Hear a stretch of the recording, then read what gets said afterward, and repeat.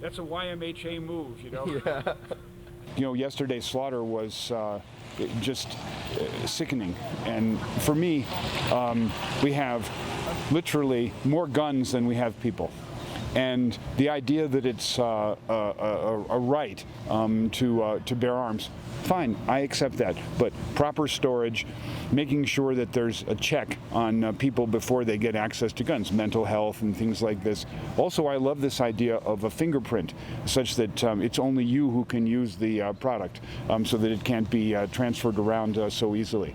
We've got to come to grips with this as a country.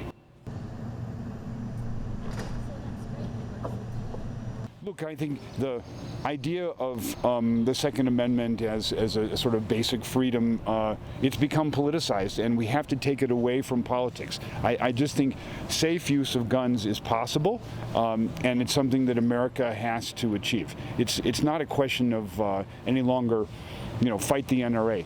We have to also, as a matter of politics, give more money to politicians who don't take money from the NRA.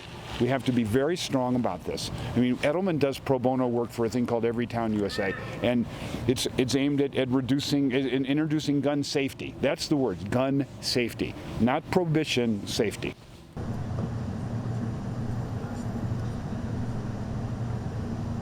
What was most interesting in the trust barometer that we just did is that now a CEO has to run a business, has to manage societal issues, but also geopolitics. And literally, we saw a 38-point drop for trust in companies that did not get out of Russia, 31-point jump if you got out of Russia after the invasion of Ukraine. And so geopolitics is now among the three balls that you're juggling.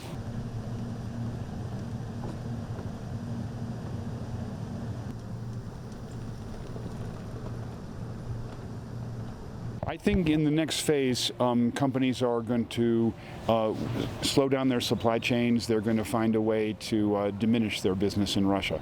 For most companies, it's 1 or 2% of revenue. It's not a big question. But the broader question is, if geopolitics, in fact, is the third ball to juggle, and you're looking at human rights and repressive governments and all these things, countries are going to have to come to a better place in terms of global values. At a park on Pan Pacific Park, my dad and I, we go. You actually go and play the Chinese? No, we're in LA.